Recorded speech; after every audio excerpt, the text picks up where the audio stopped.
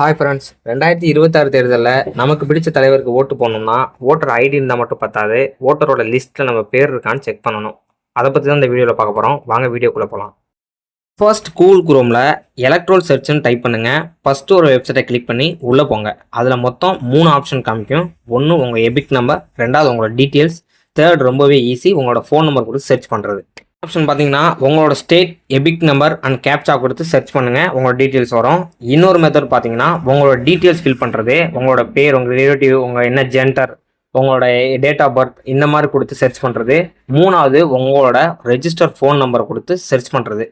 இதில் எதுலேயுமே வரலை அப்படின்னா நீங்கள் பிஎல்ஓவை கான்டாக்ட் பண்ணுற மாதிரி வரும். உங்களோட ஃபோன் நம்பர் நீங்கள் லாஸ்ட்டு எஸ்ஐஆர் ஃபார்ம் ஃபில் பண்ணுறப்ப அதில் பிஎல்ஓ நம்பர் கொடுத்துருப்பாங்க. அந்த நம்பர் கூட கான்டாக்ட் பண்ணிவிட்டு நீங்கள் டீட்டெயில்ஸ் கேட்கலாம்.